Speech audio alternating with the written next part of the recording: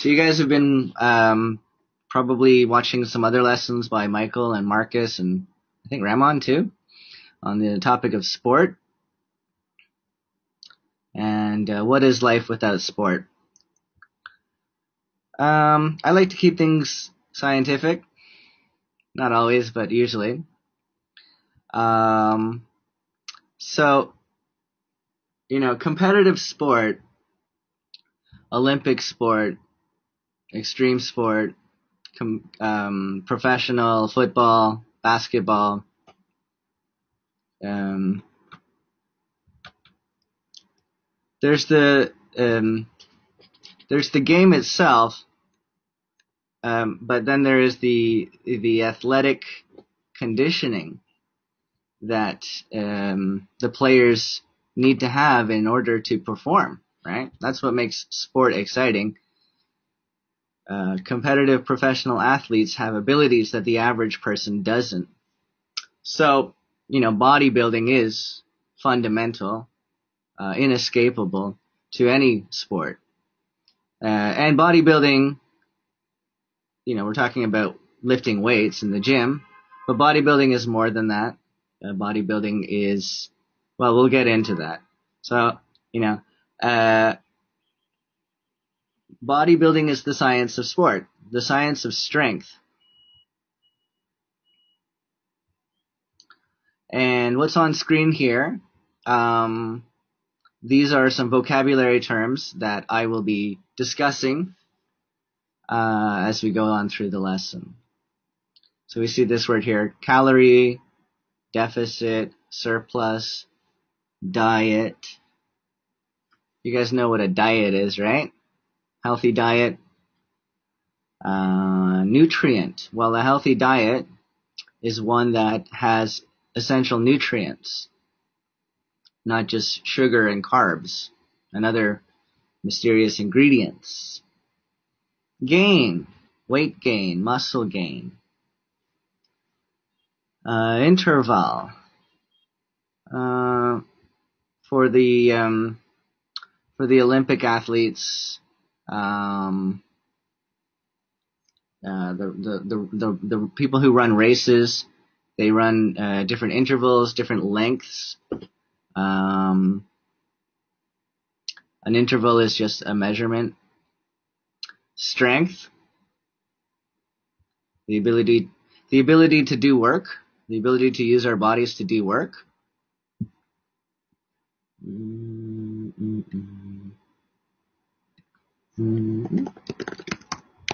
So,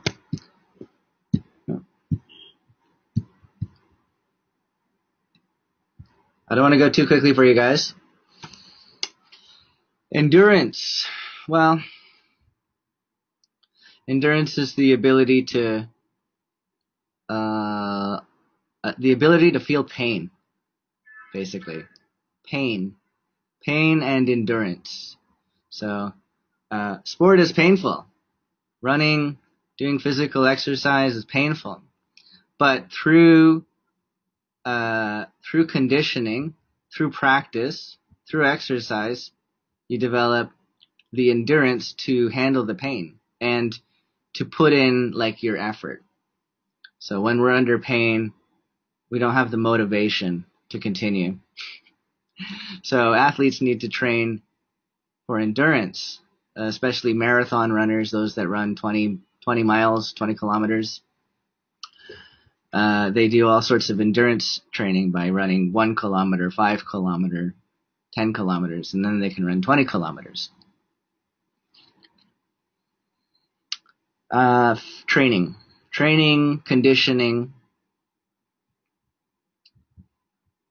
fitness. Fitness and health are synonymous terms. So, health is the well-being and functioning of your body. And fitness is more about, doing sport for the purpose of improving your health. So there's people who train and bodybuild for fitness, and then there's people who train and bodybuild for sport, for competitive sport. or for aesthetic reasons, or for looking good. And so that's fitness. Aerobics and cardio, we'll cover that a little bit later. But cardio is a short form for cardiovascular system. This is actually, for those of you that are, have been coming to my lessons, actually this is part one of a two-part lesson. So I'm talking about bodybuilding and the science of fitness and strength conditioning this week. And I'm also talking about nutrition this week, because that's a really fundamental part of, you can't just exercise and not eat properly. So nutrition has to be covered in this lesson. Nutrition will also be covered in the next lesson. And with that, I'll probably be talking a little bit more about the internal body system. So digestion, cardiovascular system, the respiratory system, like we did in the first lesson on infectious diseases. So we get to review information from previous lessons. So the cardio exercise is the kind of exercise. Hi there. I'm going to close that. It's a little distracting. Cardio exercise is the exercise, like we can exercise different parts of our body. Cardio exercise is the exercise that strengthens our heart and our breathing. And aerobics is the same thing, basically. Body and weight, our body and how much it weighs. Body mass index is another scientific measurement or metric for body fat, or the percentage of your body in terms of the mass. Like there's the weight of the body, and then there's the size of the body. So something that is very large and isn't very heavy has less mass than something that is small and is very heavy, that has more mass, more density. So people that are very muscular and large have a higher mass, I suppose, than people who are sort of obese or overweight. So if you have, we'll talk a little bit about body mass a little bit later. Muscle. We'll talk. That's muscles are right here, as you can see that. We have all these different muscle groups. From the head to the toe, these are the muscles. And soreness or pain. Why do we feel pain when we do physical exercise activity? Injury. Well, it's the pain that we feel that tells us that we worked a muscle, and the muscle is rebuilding itself. So conditioning, endurance conditioning can help you manage the pain so that you can get to your fitness goals eventually. Resistance, another important term for like gravity. Resistance when you are walking up a hill. The gravity resistance is kind of making it harder for you. If you're walking up a hill with a heavy school bag, there's more resistance. So it's the force of gravity combined with the force of combined with the weight that you are carrying, basically. Rest, how shishi. Health. Activity. So activity, just a general word for exercise, I suppose. Exercise, intensity. Intensity is kind of important. Intensity is how hard you're working.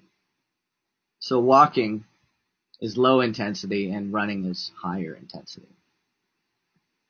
So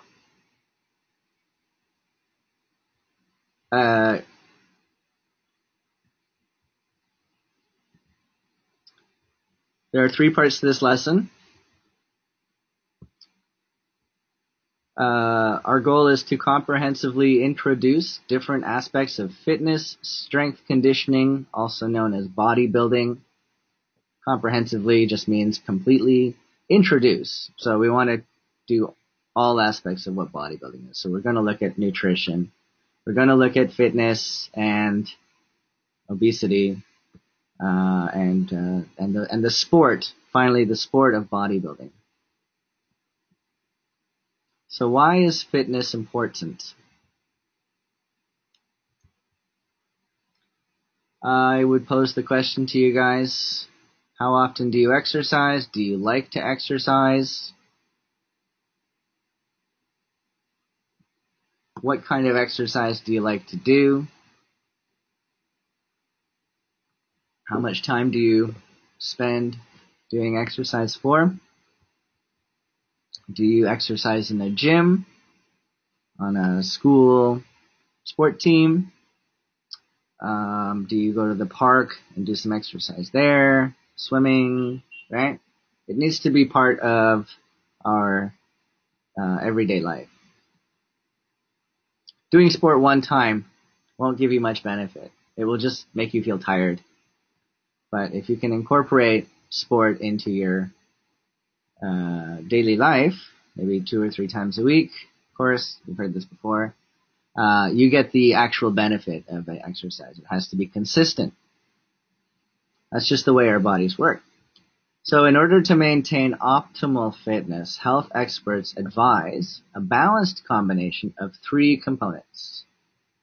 Diet, the food that we eat, cardio, high intensity running, and strength conditioning or bodybuilding. And we can see the photo here of somebody lifting a heavy barbell. So what is fitness? Well, that's just it. Let's get that one. Oh no. Obesity. New word for you guys. Obesity. The worldwide obesity epidemic. You see a lot of men in their maybe 30s and 40s. They've got a little bit of a belly. Women, maybe they've got some extra body fat in their arms or something. So people collect body fat in different areas of their body, depending on their age and their gender, their genetics. But age is important. And the reason for that is because, as people get older, they have more and more responsibilities and more commitments, and they spend more of their waking life working, and they don't get to move their bodies around as much, and they lose out on the benefit of the sport conditioning that we need to engage in every day for a reasonable amount of time. So on average, more and more people are obese and overweight than a generation ago.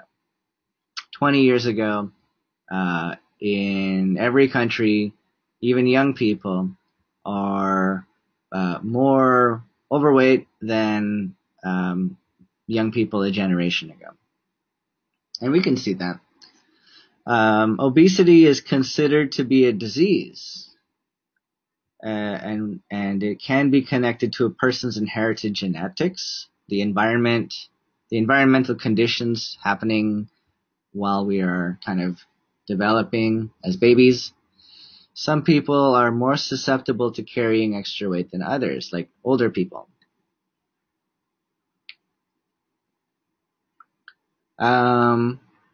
You can see kind of the organs here.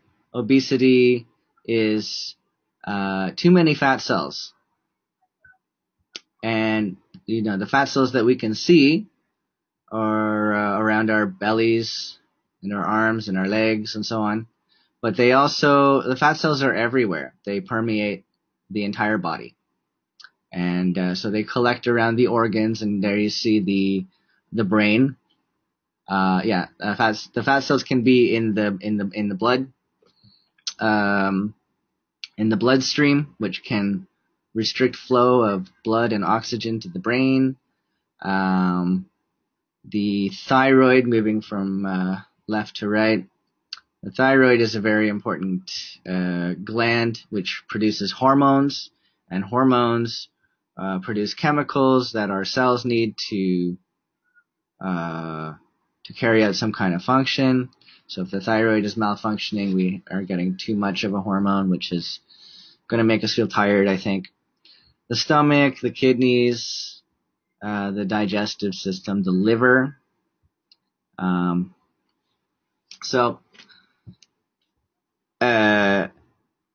Obesity increases the risk of long-term diseases. It can also cause emotional problems like anxiety and depression.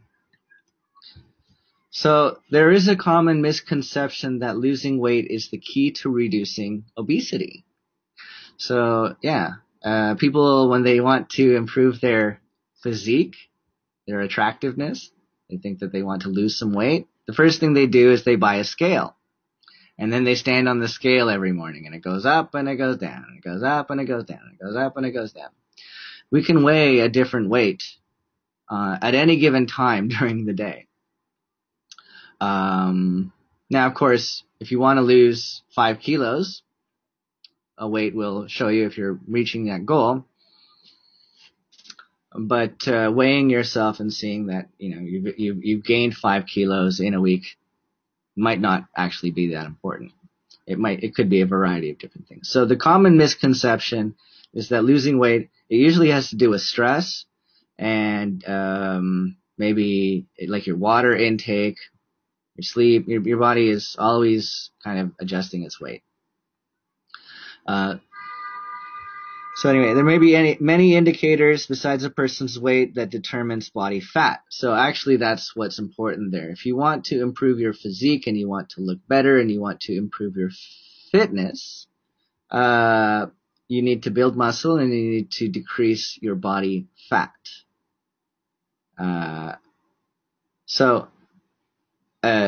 Different ways to calculate obesity: the body mass index and the body composition. I don't want to talk about the body mass index because it's not that helpful. A body mass composition test, a body composition analysis here, is where they will run an electric current through the body, and then it will give you sort of this result here. It accounts for the person's age, gender, lean mass, bone size, weight. It just takes into consideration all of these other factors as to what percentage of body fat you have. And you can really just look at this diagram here and see where you are. Most of us are kind of at the 25 and 26, the skinny fat category, where we have some fat and not a lot of muscle. You don't want to be too low. You don't want to be in the under 20 range. If you are, you're going to have those hormonal problems, those thyroid problems. And of course, anything above is slightly overweight to extremely overweight. So what are the causes of obesity? They call it the sedentary lifestyle. Maybe our grandparents, definitely our grandparents, didn't use computers and they didn't have television. And they didn't have cars even, our grandparents. Maybe a few people had cars, but not everybody was driving cars. So, when they were, well, I guess they were. But, think of our great grandparents instead. We have machines now that automate work for us, and we've created all of these new industries that require us to sit at machines, sit at desks, work with information rather than work with our bodies. And of course, that is kind of exhausting in and of itself. It's mentally exhausting. We are using energy to do this kind of work. So at the end of the day, we want to rest and relax, and we do more sitting and watching. So sitting down for long periods of time, we're not burning the energy, the food energy, and it's causing our body to adjust how it distributes energy. So if we're very active, our body finds efficient ways to get the food energy to our body, to do the work to our cells faster. And if we move slowly, well, everything slows down. So that's called the metabolism. The metabolism isn't really an organ in the body as it is a process. So when people talk about their metabolism and ways to increase their metabolism, I couldn't really tell you how that works, but maybe I will be able to tell you how that works next week. So sitting down for long periods of time causes our metabolism to slow down. Basically, it could have to do with your heart rate, the rate that your heart is beating and breathing, and also if you have a higher muscle mass, then your body is just burning more energy at a resting state. Even when you're resting, because you're a physically active person and your fitness level is good, your metabolism, your body is ready for work. But if you've been kind of injured or something and you've been lying in a bed for a few weeks, your body is now kind of in a hibernation state. So the first step to combating the obesity is to get a little bit more active. Start with cardio, I think.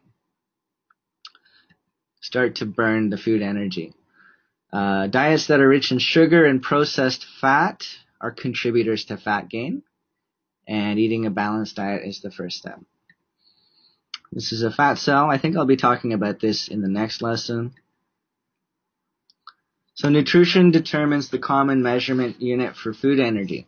The nutrition science. Nutrition, why do we eat food? We eat food for energy, and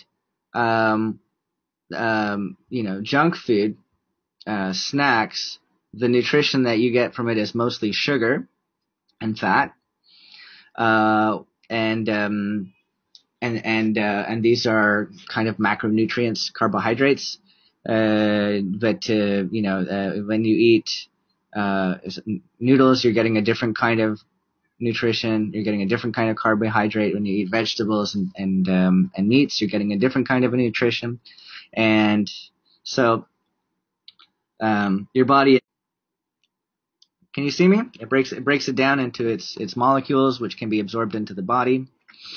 So certain kinds of foods, and then the cells take those molecules.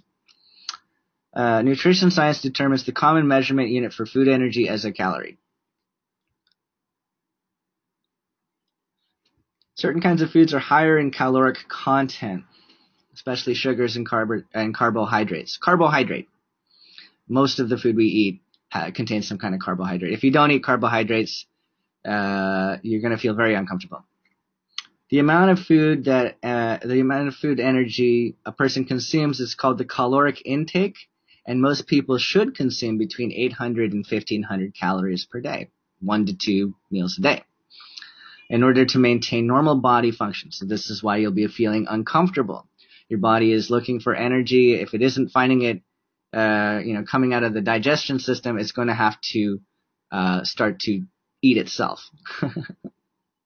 Weight gain and weight loss is determined by whether or not a person consumes above or below the recommended caloric intake. So, when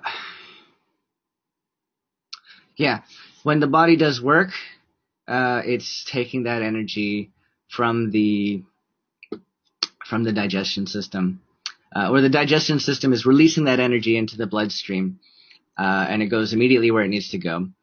And if it's not needed, then it can be stored. The body converts food nutrients into fat cells, which And then the fat cells will later be burned as energy as well.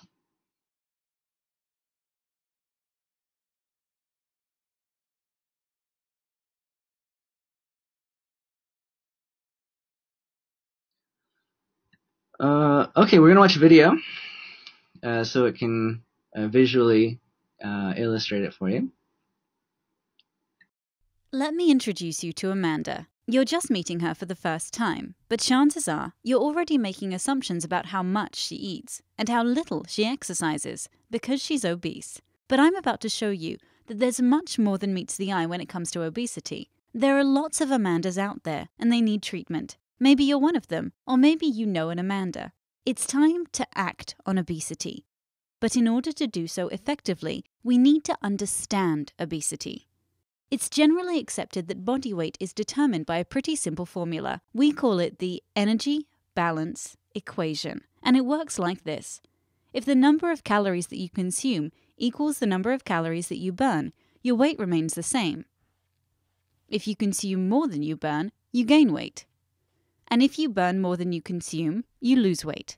Most people think that those of us who properly manage our energy balance remain lean, whereas those of us, like Amanda, who eat too much and exercise too little, become obese. We view obesity as a lifestyle choice, and the cure for it is simple: eat less and exercise more. This may sound logical, but it's wrong. Let me explain. First, let's talk about set point. No, I'm not talking about the point in a tennis match when one player is about to beat the other. I'm talking about a theory that says that no matter what you consciously want your weight to be, your brain has its own sense of how much body fat it should have on board, and it has a complex system in place that very precisely regulates your energy intake and expenditure to keep you within a so-called set point range for body fat. So that whole energy balance equation, it's not something that you control voluntarily. Your brain regulates your calories in to your calories out for you. For your brain to do this, it needs to know how much energy you have on board at all times. And it knows this by listening to hormones like leptin, which is made in your body fat. You can think of it like a car. Leptin is the gas gauge that tells your brain how much gas is in your tank. But leptin is just one piece of the puzzle. You've got a whole bunch of other hormonal signals and sensors that are involved too. Your bones, muscles, pancreas, liver, GI tract and sensory organs, they all play a role, communicating with your brain to give it the information it needs to do its job. But that's more detail than we need for this conversation. The point is that you have a complex system in place that regulates you to within a set point range for body fat. So what happens if Amanda decides to lose weight by going on a diet? After all, people with obesity should eat less, right? Here's what happens. She loses weight, but her hormone levels change. Her brain hears this, and it starts acting to restore whatever body fat she's lost. She feels hungrier, and although she doesn't know it, she's also burning fewer calories than before. You see, set point is usually a one-way street. Once it's been elevated, the brain works to defend it, just as vigorously as it would a lower set point. Amanda's brain doesn't know that she needs to lose weight. It only knows to defend her current set point.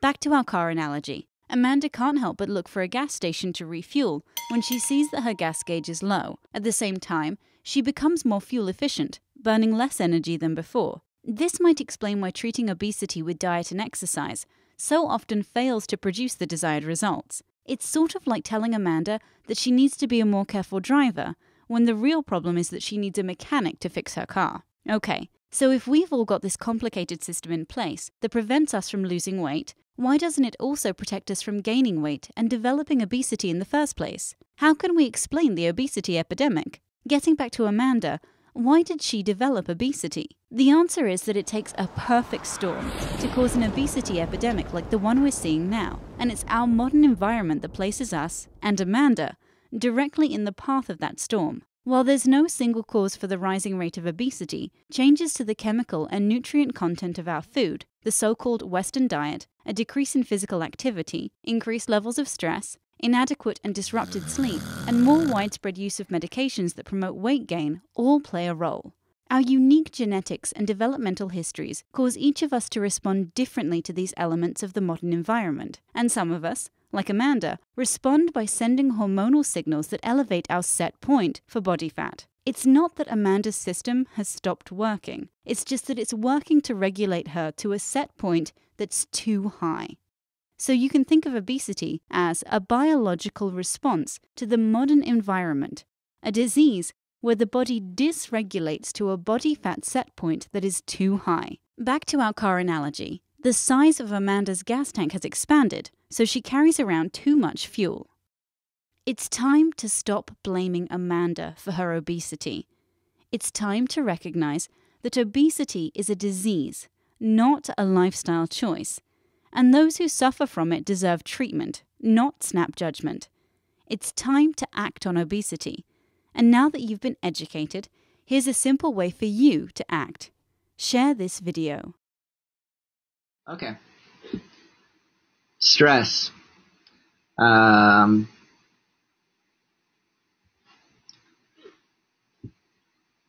Stress, diet, lifestyle. These are stress. The reason stress is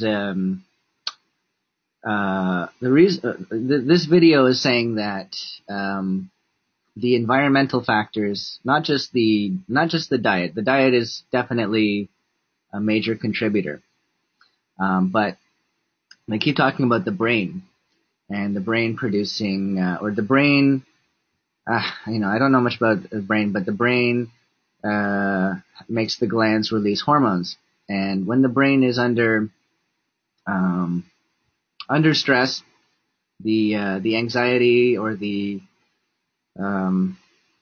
pressure, let's say, to do work, and it feels threatened, and the brain produces a kind of a hormone called cortisol, and cortisol, manifests, it reflects itself as the emotion of anger, and that's just the way that our bodies have evolved to survive. But we don't live in the kind of environment where we're using our bodies and yet we're still getting the hormonal stress response. And too much of that causes our bodies not to function well. So fitness is the answer. We'll rush through this. I'm going to give you an intro to this, but we'll spend more time next week on this. So this is the digestion system. And you've got these organs here, the liver, the stomach, the intestines. Food gets broken down, it gets absorbed, and then the nutrients go into the bloodstream, and then the nutrients are carried to the different organs where they're needed. The brain, for example. A nutrient is a chemical substance that comes from the food you eat. The energy you need for the metabolic process, the energy that you need for the metabolic process in your body and for maintaining constant internal environment comes from these nutrients. So the metabolism, to have a healthy functioning metabolism, is one where when you eat, you get the immediate energy and nutrition benefit from it. If you don't have a very good metabolism, you're just putting on weight, you're just putting on fat. All the basic processes going on in your body all the basic processes going on in your body to keep it alive are derived from the energy taken from nutrients. Essential nutrients, the 6 essential nutrients, refer to classes of nutrients found in food. They are those that are vital for normal growth, maintenance, and development of the body. The 6 essential nutrients for the body are proteins, fats, carbohydrates, vitamins, minerals, and water. Proteins, fats, and carbohydrates are classified as macronutrients, and vitamins and minerals are classified as micronutrients. So here are the 6 essential nutrients here. Vitamins, which are found in fruits and vegetables, proteins in meats, carbohydrates in other forms of grains.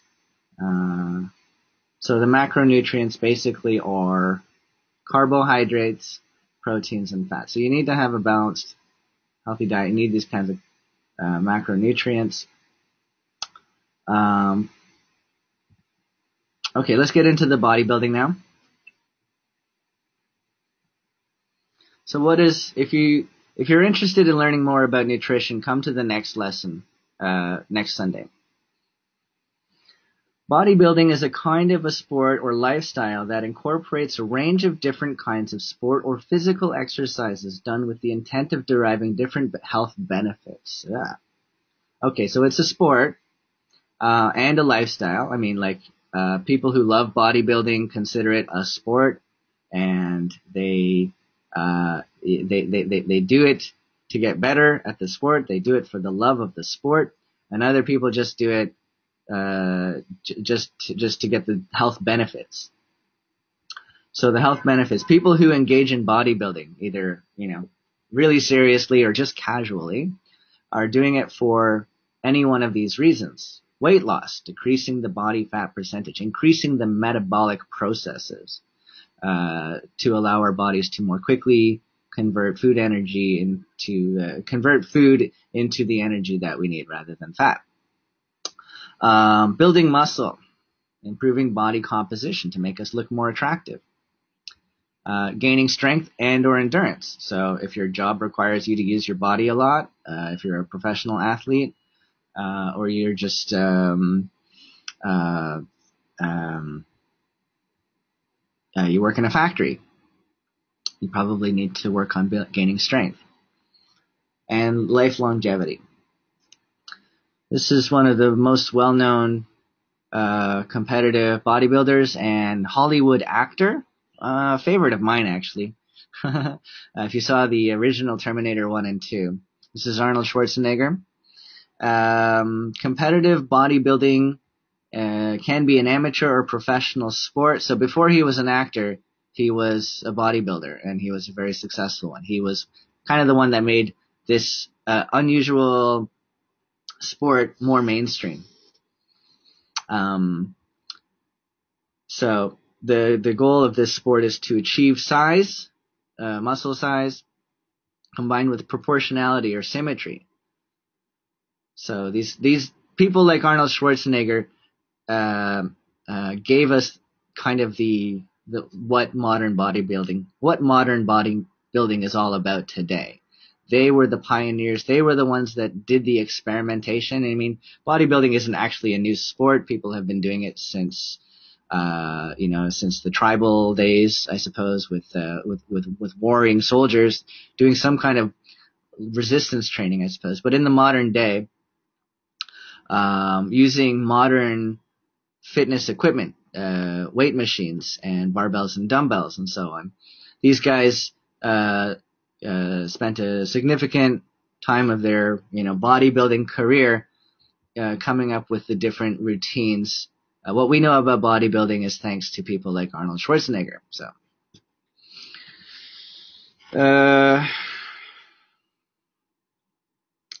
depending on a person's goals, different types of bodybuilding activities should be performed. So the thing that the beginner usually does is they run in to the gym and they start running for hours and hours at a time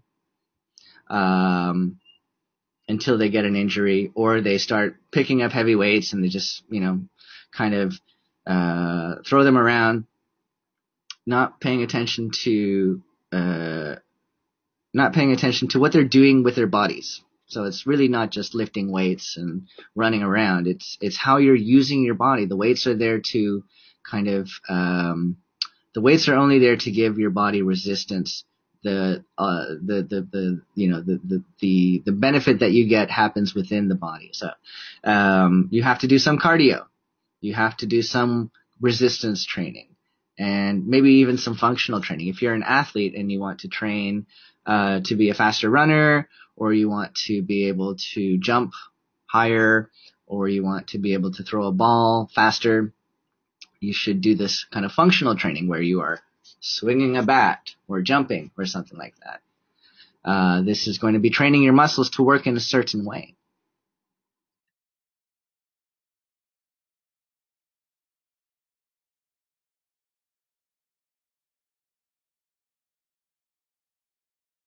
Okay. So I've got another video for you guys, and then I'm going to recap everything that is talked about in this video. So pay attention as much as you can. I don't like how this man speaks very well. He's American, and he's a bodybuilder, so his pronunciation isn't very good, but he is a scientist as well. And if you miss what he says, don't worry, we'll be reviewing it afterwards.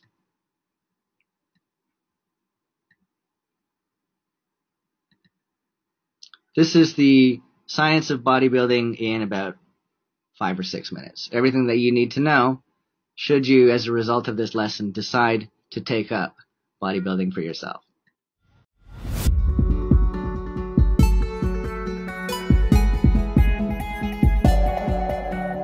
My name is Dr. Jacob Wilson. I'm on the Scientific Advisory Board of Dymatize Nutrition, and I also have a laboratory at the University of Tampa where we specialize in building muscle as well as bodybuilding and how to lose fat and get shredded.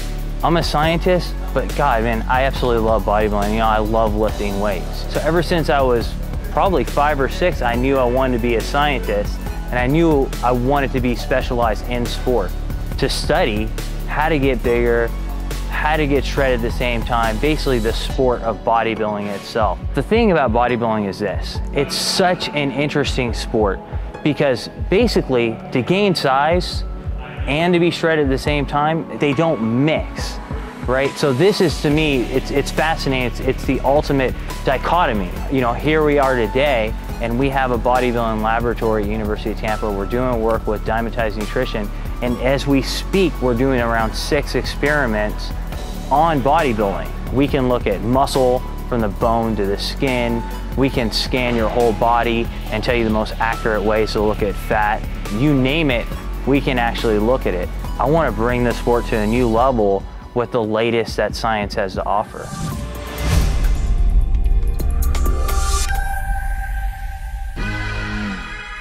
Basically, if you look at all the scientific literature out there, we've narrowed down how muscle grows to at least 3 to 4 different mechanisms.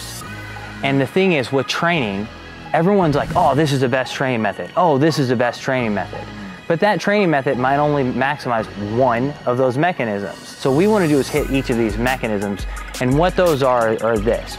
You know when guys go to the gym and they're like, oh, I'm gonna get my swole on, right? Well, there's actually something to that. We call it the cell swelling theory. So when you train and you get a pump, kind of like Arnold talked about, he was right, it actually, your cells, your muscle cells themselves, sense that swelling as a threat. And they're basically saying, okay, I have to grow or die. So they restructure themselves and get larger. So you have to target, well, what are the methods to increase that? Short rest period lengths seem to increase that edema or that blood to the muscle. 8 to 12 repetitions, supersets, those are ideal.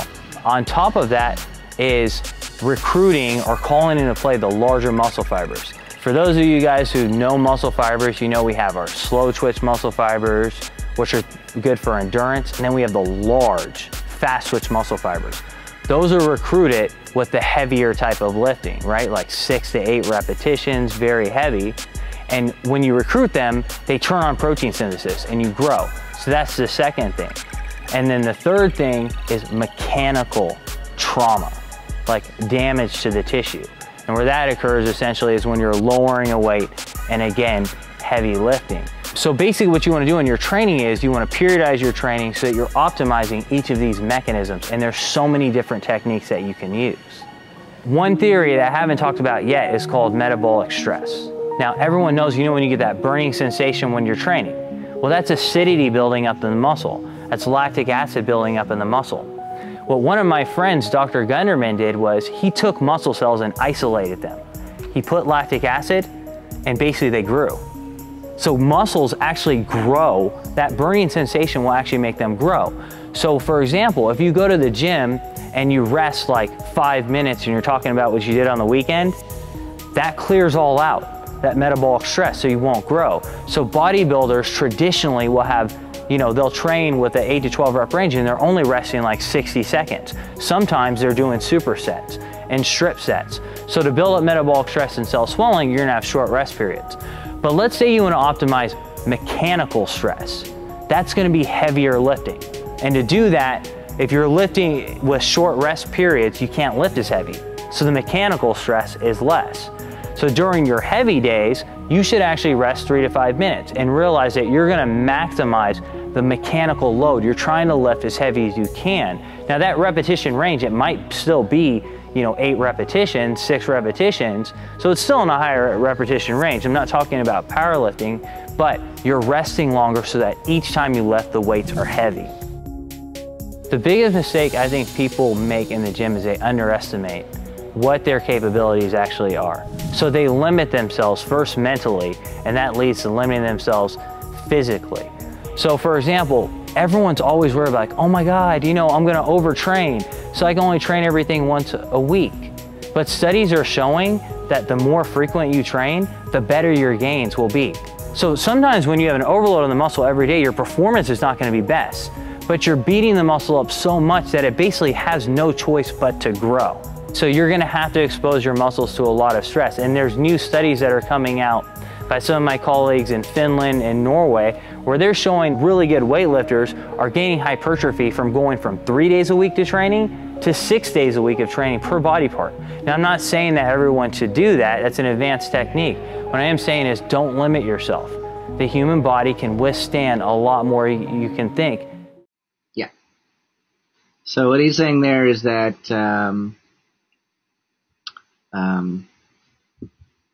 bodybuilding is quite scientific. You really need to do your research.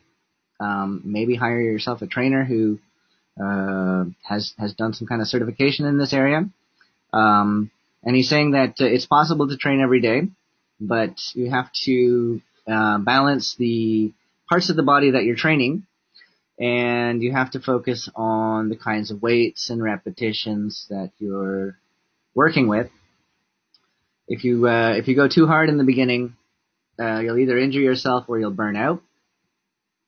But you also want to do it at the right intensity. So our bodies are very, unfortunately, resistant to change. And once we start to do some kind of activity, let's say we just lift in this motion, without enough intensity, nothing actually happens, even if the weight is heavy.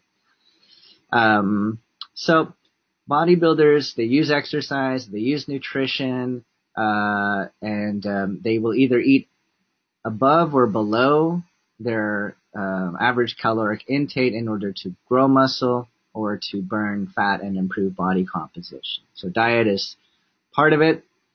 Here we go. Okay, so achieving muscle growth is what your first...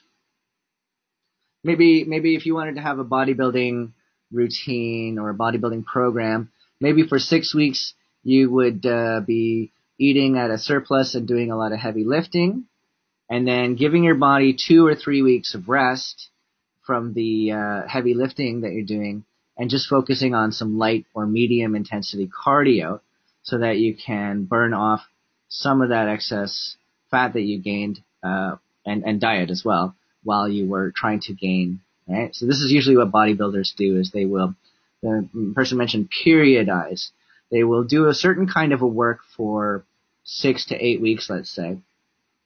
But they don't want to train their bodies or overtrain their bodies to do that all the time. The body will either burn out or it will just get used to doing that kind of work, and they won't get the swelling or the shocking of the muscle system. So this is why when you go to a gym, you see so much different equipment, not just weight machines and dumbbells and so on, but you've got these other forms of cardio machines and other types of equipment.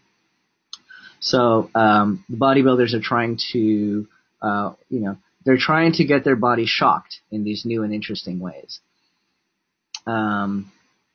Achieving muscle growth is done through eating at a surplus above the normal daily caloric intake combined with heavy lifting. So when bodybuilders are focusing on gaining muscle, they also gain fat. So one of the challenges they have is that they also put on fat. You can't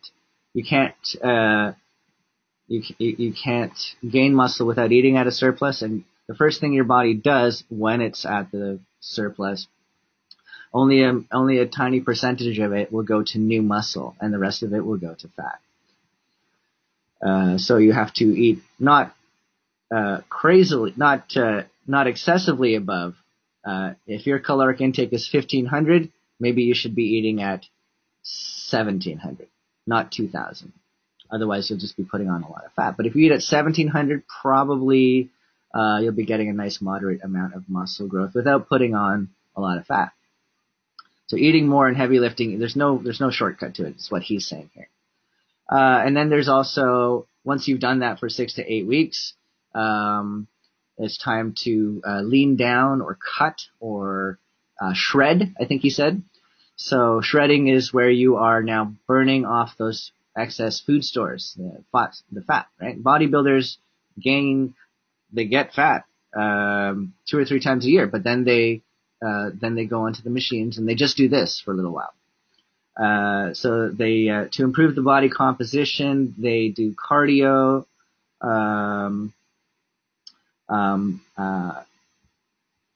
They use a range of other, not just running, but other cross-functional training approaches. So let's look quickly at the different muscle groups. He was talking about compound lifting and isolation, like compound work and isolation. The larger muscles, the chest and the back and the legs. These are the large muscle groups, and when we do certain kinds of exercise, we exercise the compound. We do the compound exercises to exercise the larger muscle, and then we do the isolation to get some of these smaller muscles, which are important for helping develop the strength. You need to have and the symmetry for aesthetic reasons as well. So just doing barbell curls, you might get a bit of a bicep here, but it's not going to do anything for the rest of your body. So that's why they have developed these kinds of machines and these different kinds of movements, hundreds of them, to give the bodybuilder something to do all the time, right? If you just train your chest, you'll burn out. So one day you train your chest, one day you train your back, one day you train your biceps and your triceps, and then one day you train your legs. And then you can cycle that. And you have 2 or 3 days of rest for your chest, 2 or 3 days of rest for your legs. Resistance training. Lifting heavy weights is what it's all about. And this causes the muscle to tear, to be injured. When you combine this, again, a moderate amount of tearing, not too much tearing, with a moderate amount of rest and eating at the right times, you get that protein synthesis. So the muscles are torn, and now they're looking for food energy to rebuild, and they're going to rebuild more than they did before. And so, and this is how the muscles grow. So lifting weight combined with rest period and timed eating, nutrition, recovery is what allows the body to build muscle and strength. Lifting heavy weights at high intensity is a high intensity muscle activity. Other means of working the muscle at high intensity can be utilized besides weights, like body weight training. So they lift weights strategically to target the different parts of the body. Legs on Monday, back on Tuesday, chest on Wednesday, arms and shoulders on Thursday, cardio on Friday. Compound movements are the legs and the back and the chest, and you see this person is doing a kind of a squat, which is working pretty much all of those muscles. And then the isolation movements, doing the supporting muscles here. This guy's doing some isolation movement on his triceps maybe. So the timing and the amount of muscle work done in an exercise set plays an important role in causing the muscle swell. Sometimes they lift very heavy weights at low repetitions. Sometimes they lift lighter weights at higher repetitions to stress the body in a different way. They try to work all parts of their body. Having a better shoulder and a better back is also going to have you have a stronger chest. So they will work the different parts of the body, and they will do it in these different periods, periodization. You can find yourself a book or watch some videos or ask me. I'm always available on the WeChat group. about maybe a recommended program for a beginner. It's not that complicated, actually. Resistance training. Yeah, that's the same thing. Okay, so this is what you can do when you go to the gym. You can do weight training. Look here, we're doing some movement like this. We're probably working the shoulder and the back. She's doing something like this. This is going to be working the underarms and, again, the shoulders. So there are different movements to work out different muscles using one piece of equipment, the barbell. The barbell, as it's called. This is a squat rack. It's there for your protection. That's probably maybe 100 kilos that he's trying to lift there, or maybe it's 75 or something. And it has to be done on the rack so you don't break your back or something. That's a squat rack. Yeah, really good for the back, really good for the upper legs or the quadriceps. The bench press for the chest and the arms. Arm curl machine. So these are just, every machine that you see in the gym or every piece of equipment has one or two designated functions to work a particular muscle group, and you use it once or twice a week, basically. Cable machines. The leg press. This is the safer version of the squat. Instead of putting a barbell on your back and trying to lift it using your back, when you're trying to work out your legs, they've created this machine which you sit in and you push the weight out. That's the leg press there. These are called dumbbells. Now, there's a different form of bodybuilding. This is body weight bodybuilding. And this is the great thing about bodybuilding, is that once you have the knowledge of the body and the muscle groups, you can work out in any way you like. So you see these outdoor calisthenics parks. These are some basic calisthenics moves. The sit-up for the abdominals. The unweighted squat for the legs. You have to work these at higher repetitions. If you're using weights, it's lower repetitions. If you're not using weights, then it's going to have to be higher repetition and higher intensity. The push-up for the chest, the arms. The pull-up and the chin-up for the arms and the back. And then we've got the cross-functional training, the CrossFit functional training. And this is bodybuilding combined with moves taken from other sports, such as gymnastics, martial arts, boxing. And these are some of the cardio machines that you'll see in your gym. The elliptical, the treadmill, the stair climber, the stationary bicycle. And then, of course, jogging, swimming, jump rope. This is just cardio activity here, rowing. The dance class. And yoga, which is kind of a strength training. I've done some yoga, and I gotta say, you do feel some of that burning, and people who do yoga actually are in really amazing shape. So I have some respect for them. And that brings us to the end of the lesson here. So it's not in here. Oops. Okay. Let's see if I can quickly load it in.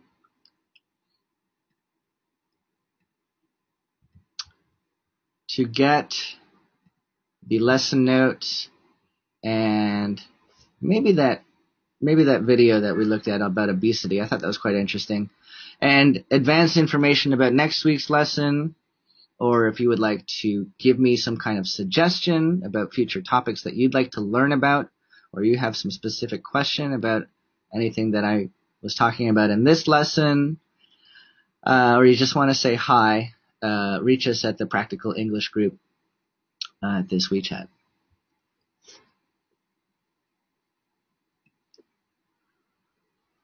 So go out there and get active. We have warm weather upon us and some really, really beautiful parks in China. So you can get out there and do some running, do some jump rope. Gyms are available pretty much in every neighborhood.